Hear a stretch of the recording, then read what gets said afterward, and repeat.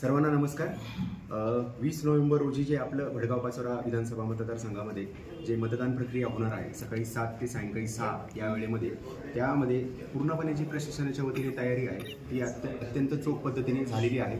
आपल्याकडे 355 मतदान केंद्र आहे। 355 मतदान केंद्रांवरती जाण्यासाठी ज्या आपल्या पोलिंग पार्टीज आहे त्या उद्या सकाळी 9 ते दुपारी 2 वाजेपर्यंत सर्व मतदान केंद्रांवरती पोहोचणार आहे। त्यांच्यासाठी 113 प्रकारचे रूट्स आहे। त्यामध्ये 39 बसेस आहेत आणि 74 क्रुझर या सगळ्या वाहनांच्या माध्यमाद्वारे सर्व मतदान पथक हे आपापल्या मतदान केंद्रावरती पोहोचणार आहे। आपले जे मतदान केंद्र आहे जवळपास 355 मतदान केंद्र 217 लोकेशन्सला आहे। त्यापैकी 196 लोकेशन्सला आपण सीसीटीव्हीची व्यवस्था केलेली आहे। त्याचं लाईव्ह वेबकास्टिंग ब्रॉडकास्टिंग हे आरओ ऑफिस, डीओ ऑफिस आणि आयोग इथपर्यंत होणार आहे आणि 21 ठिकाणी आपण मायक्रो ऑब्झर्व्हरची नेमणूक केलेली आहे। त्यामुळे सर्व 100% जे मतदान केंद्र आहे ते आपल्या पूर्णपणे निगराणीखाली असणार आहे। आपले जे पोस्टल बॅलेट आहे साधारणतः 5050च्या जवळपास आपले पोस्टल बॅलेट होते इलेक्ट्रॉनिकली ट्रान्समिटेड 1988 आणि इतर जवळपास 3000च्या जवळपास।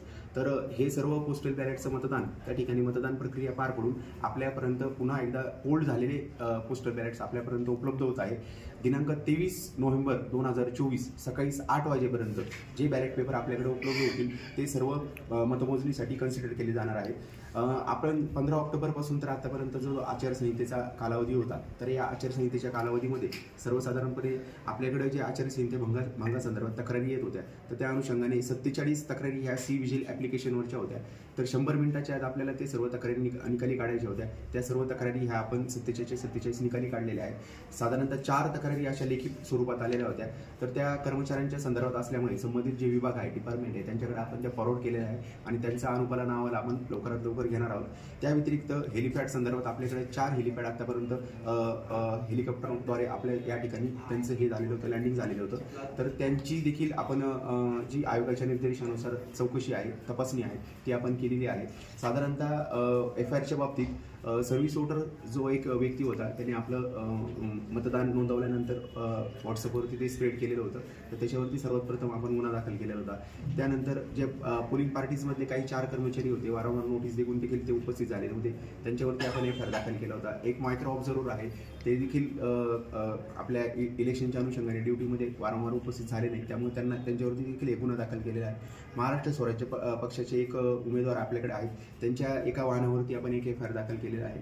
साधारणतः एक महिनाभराच्या कालावधीमध्ये आपण 8 वेळेस आपण सीझर केलेले आहेत आणि त्याची जी रक्कम आहे 30,65,940 इतक्या रकमेची आपण सीझर केलेले आहेत। तर एकंदरीत जर विचार केला तर मतदानाच्या अनुषंगाने 20 तारखेची पूर्णपणे तयारी झालेली आहे आणि त्यानंतर जी आपली 23 तारखेची मतमोजणीची प्रक्रिया आहे ही देखील पूर्णपणे आपली तयारी झालेली आहे। दरम्यानच्या काळामध्ये 19, 20 आणि 23 तारखेच्या दरम्यान जो आपला गिरीड रोडचा परिसर आहे त्या ठिकाणच्या वाहतुकीमध्ये बदल करण्यासंदर्भात आपण नोटिफिकेशन काढलेलं आहे। सर्व भडगाव पाचोरा मतदारसंघातील सर्व काही जे मतदार आहेत त्यांना प्रशासनाच्या वतीने आवाहन करण्यात येत आहे की आपण मतदानासाठी बाहेर पडा, आपला मतदानाचा अधिकार बजवा, आपल्या भविष्यासाठी आणि भडगाव पाचोरा मतदारसंघाच्या विकासासाठी आपण मत नक्की नोंदवा। जय हिंद।